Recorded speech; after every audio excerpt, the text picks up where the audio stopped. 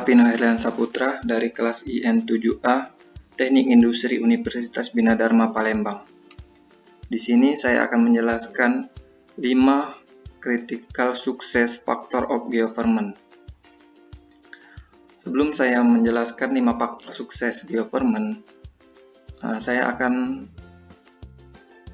5 jurnal yang telah saya baca.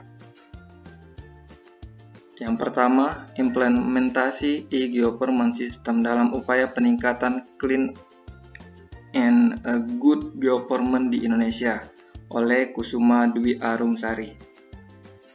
Yang kedua, penerapan e-government dalam menyongsong era revolusi industri 4.0 kontemporer di Indonesia oleh Pani Wirawan.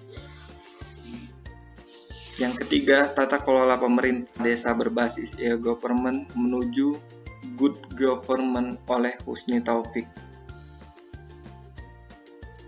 Yang keempat, implementasi e-government pada Kelurahan Pasuruan Lor Kota Tegal berbasis service oriented architecture oleh Oman Somatri. Yang kelima, penerapan e-government pada Pekan Sukamulya oleh Yuri Pitria. Oke, di sini saya akan menjelaskan faktor penentu keberhasilan e-government khususnya di Indonesia. Yang pertama, faktor kepemimpinan. Faktor utama yang menentukan keberhasilan e-government pastinya kepemimpinan yang baik. Bagi sebagian besar daerah, faktor penyebab kegagalan pengembangan e-government di Indonesia bisa berasal dari faktor kepemimpinan.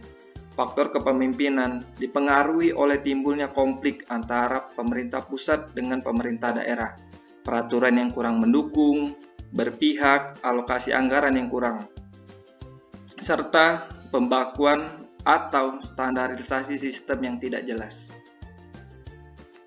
Yang kedua, struktur organisasi. Struktur organisasi harus dirancang dengan matang dan implementasikan dengan sistematis. Rekonstruksi organisasi pada pemerintahan bukanlah hal yang mudah, dibutuhkan kesungguhan dan kebesaran hati dari pemerintah beserta jajarannya. Yang ketiga, budaya. Faktor budaya merupakan faktor yang sangat mendasar dan memerlukan komitmen perubahan yang kuat demi tercapainya keberhasilan penerapan e-government. Pemerintah Indonesia relatif mudah mendapatkan akses teknologi dan banyak pemimpin atau pejabat yang memiliki visi untuk pengembangan layanan secara elektronik. Kendalanya terletak pada pemanfaatan e-government yang seringkali berbenturan dengan faktor budaya atau kultur masyarakat yang kurang mendukung. Yang keempat, hukum dan peraturan. Hukum dan peraturan penting untuk merancang waktu dan usaha yang cukup untuk perubahan legislatif yang mungkin diperlukan untuk mendukung implementasi proses yang baru. Aturan hukum berikut ini perlu dirancang demi keberhasilan e-government. Yang pertama, hukum privasi dan isu terkait.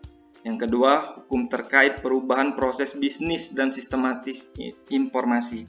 Yang ketiga, hukum terkait arsitektur teknologi informasi pemerintah. Dan faktor yang kelima, tujuan dan manfaat. Tujuan elektronik e-government adalah untuk meningkatkan akses warga negara terhadap jasa-jasa pelayanan publik pemerintah, meningkatkan akses masyarakat ke sumber-sumber informasi yang dimiliki. Pemerintah menangani keluhan masyarakat dan juga persamaan kualitas layanan yang bisa dinikmati oleh seluruh warga Indonesia. Manfaatnya tentu akan memperbaiki kualitas pelayanan pemerintah kepada masyarakat. Oke, sekian. Terima kasih atas perhatiannya. Saya ucapkan Assalamualaikum warahmatullahi wabarakatuh.